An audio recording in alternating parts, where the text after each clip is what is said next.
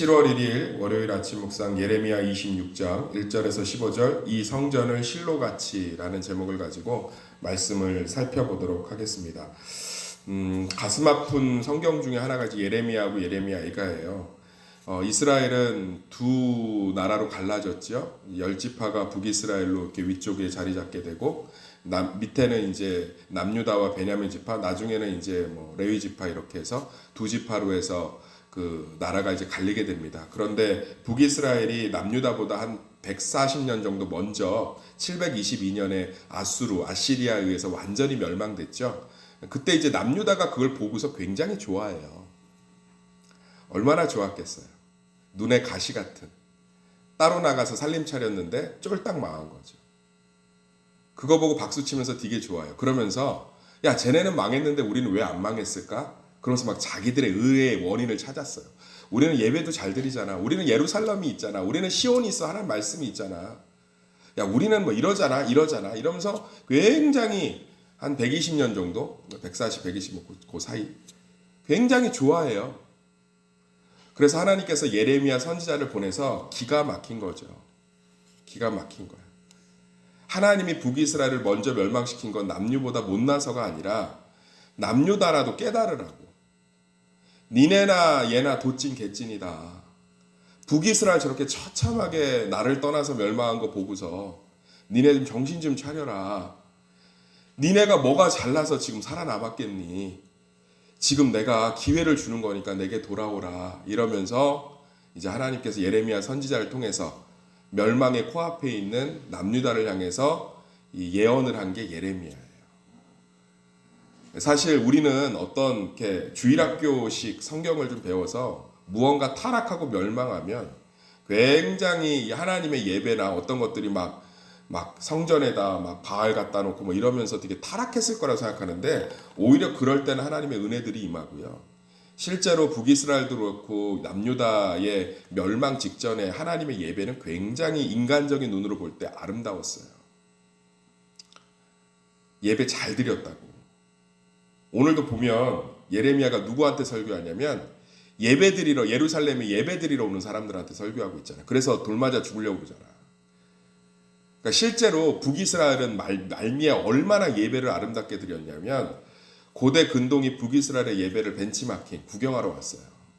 야, 우리도 바알이나 밀곰이나 다곤이나 예배드릴 때 북이스라엘처럼 예배드려야 돼. 그러니까 기가 막힌 거예요. 찬양팀 세션 딱 갖춰서. 막 목사님 설교도 너무 화려하고 좋고 막 안내팀도 친절하고 식당도 막 산의 진미가 나와서 5가지 반찬 막 자율배식으로 하고 뭐 너무 좋은 거죠. 남유다도 똑같았어요. 말미에 예배가 너무 좋았다고요. 근데 예레미야가 이걸 그대로 반박하고 있는 거예요. 니네 이렇게 예배드리다가 다 죽는다. 다 죽는다.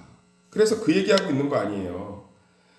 그들이 듣고 혹시 각각 그 악한 길의 3절 악한 길에서 돌아오리라. 그리하면 내가 그들의 악행으로 말미암아 그들에게 재앙을 내리려 한 뜻을 돌이키리라. 뭔가 악행을 하고 있는데 어떤 사람들이냐. 2절 같이 읽어보세요. 2절 시작.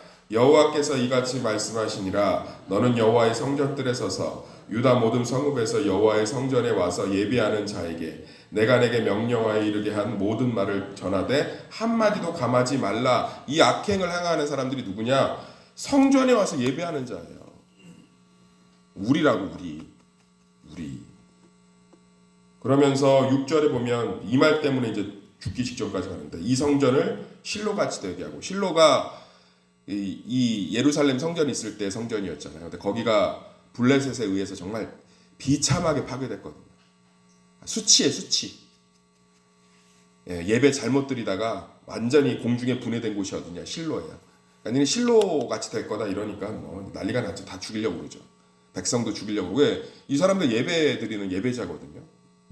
나름대로 신앙생활 잘한다고 착각하고 사는 사람들인데 그대로 드러냈으니 도대체 지금 예레미야가 하나님 앞에서 말씀을 받아서 무슨 얘기를 하고 있냐. 예배 이렇게 잘 드리고 있는데 하나님 얘기하고 있는 거예요.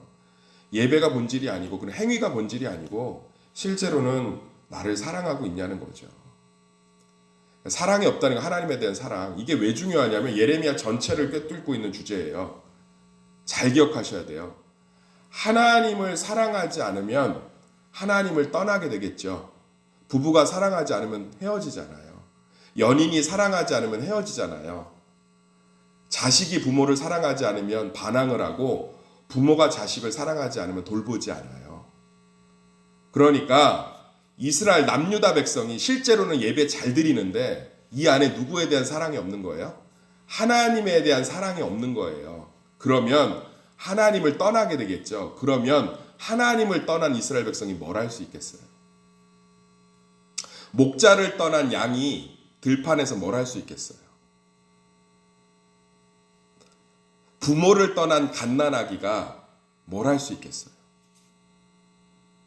물 밖을 떠난 물고기가 얼마큼을 살아남을 수 있겠어요?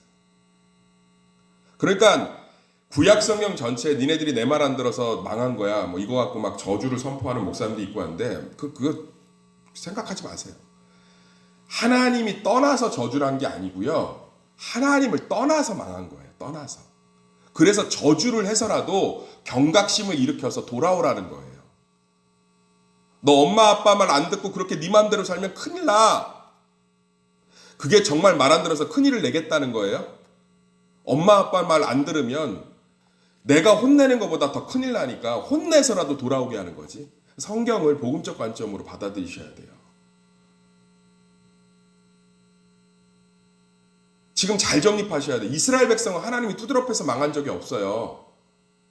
지네가 하나님을 떠나서 망한 거예요. 따라합시다. 이스라엘 백성 스스로 하나님의 품을 떠났기에 망한 거예요. 양이 목자 곁을 떠나면 무조건 죽는 거예요. 늑대에 물려 죽던 가시덤불에 빠져 죽던 병들어 죽던. 그러니까 뭐예요? 막대기로 엉덩이를 치는 거예요. 못 떠나게. 이걸 구분을 못해요. 하나님이 말 안 들으니까 저주하고 심판 내려가고, 그러니까 뭐 강단에서 똑같은 거 하죠. 저주 받아라, 심판 뭐 받아라. 하나님은 한 적이 없는데 그러니까 귓등으로도 안 들어도 돼요. 하나님을 떠나니까 하나님이 심판을 내리시겠다 얘기하시는 거예요. 내 심판이 견디기 쉬우리라. 차라리 돌아오라. 이스라엘 백성들이 예배 잘 드리는데 하나님이 지금 통탄한 이유가 뭐냐? 실제로 이 안에 뭐가 있는 거예요? 하나님에 대한 사랑이 없는 거예요. 이제 두 번째로 우리가 한번 묵상해 봅시다. 그럼 하나님의 사랑이 끌어올린다고 되겠어요? 나 하나님 사랑해야지. 뭐 지나가는 아무 남자나 여자나 붙들고 결혼하라면 할 수 있겠어요? 큰일 나지. 사랑은 끌어올린다고 되는 게 아니에요. 그럼 하나님에 대한 사랑은 어디서 시작되느냐? 내가 죄인인 걸 깨달을 때 시작되는 거예요. 예레미야가 이제 계속 얘기할 거예요. 남유다의 멸망의 근거는 지잘난 줄 알고 착각하고 있다. 아멘. 내가 누구인지를 깨달아 보세요. 그러면 하나님이 사랑하지 말라고 해도 사랑이 돼. 내가 누구인지를. 세상 사람들은요, 다 자기가 누군지를 몰라요. 지잘난 맛에 이렇게 사는 줄 안다고. 내가 공부 이만큼 했으니까, 내가 머리 이렇게 했으니까. 웃기는 소리. 우리가 누구냐고 성경이 얘기하는 그대로 우리 죄인인 줄 믿습니다. 지옥에 갈 수밖에 없는. 그거 깨달으면 하나님의 은혜가 너무 커지죠. 저도 똑같아요. 내가 죄인인 걸 깨달으면 하나님의 은혜가 너무 크다고요. 아멘. 내가 주님의 몸된 교회를 섬기면서 지칠 때가 있어요. 어제 제자반 2개까지 다 하고 나니까 진짜 저도 모르게 제자리에 앉아서 한숨이 나오더라고요. 너무 지친다. 그런데 회개했어요. 내가 죄인인 거를 묵상하니까 말씀을 준비해야 되니까 나에게 양을 맡기셨잖아요. 나 그게 너무 감격스러워서 다시 막 이렇게 하나님에 대한 사랑으로 꽉 채워지더라고요. 계속 그 얘기예요. 지금 자기들 하나님 사랑하지 않는 거 드러내니까 죽이려고 그러잖아요. 여기 보면 11절 읽어볼까? 11절 시작.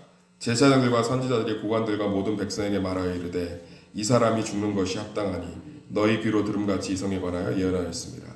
얼마나 교만한지 알겠죠? 하나님이 돌아오면 살리겠다고 그러는데 죽이겠다고 그러잖아. 그러니까 안 돌아가고 죽이겠다는 거죠. 그 말한 사람을. 이들 안에 얼마나 프라이드, 자부심, 자기 공로가 꽉 차 있어요. 이러니까 하나님이 들어갈 틈이 없죠. 어떻게 들어가요? 어제 제자반 하는데 어떤 분이 그러더라고. 내가 너무너무 그분 때문에 행복했는데. 목사님, 제가 배운 게 맞나 좀 목사님이 가르치셨는데 겸손은 나를 낮추는 게 아니라 내가 죄인인 걸 깨닫는 거죠. 그렇죠. 아유, 제가 한 게 아닙니다. 하나님이 하십니다. 이건 겸손이 아니에요. 이건 유교적 겸손이고 성경적 겸손은 내가 얼마나 죄인인지를 깨닫는 거예요. 그러면 지금도 하나님의 은혜가 있는 줄 믿습니다. 아멘. 이 여호와 김때 얘기인데요. 이 얘기만 하고 마칠게요. 이게 요시아의 아들 여호와김이 다스리기 시작한 때 이스라엘이 여호와김이 누구냐면 요시아의 아들이에요. 여호와김이 상상을 초월하게 하나님이 싫어하는 짓거리는 다 해요. 요시아가 제2의 다윗이에요. 요시아는 어렸을 때부터 평생을 하나님의 말씀만 따라가는 왕이에요. 근데 그의 아들 여호와김은 왜 이 모양 이 꼴이 됐냐고요? 요시아가요, 무깃도 전투에서 화살에 맞아 죽어요. 애굽의 화살에 맞아서.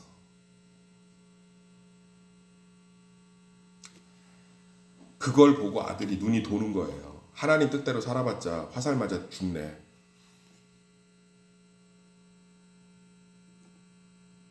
그래서 미친 듯이 하나님을 떠나요. 사랑하는 성도님들, 요시아가 화살 맞아 죽으면서 상상을 해보겠습니다. 정말 믿음 좋은 왕이거든요. 그가 하나님을 원망했을까요? 예수님이 십자가에 달리셔서 하나님을 원망했습니까? 예수님이 하나님이 원하시는 뜻대로 가셔서, 저는 십자가 설교하면 성도를 별로 안 좋아해요.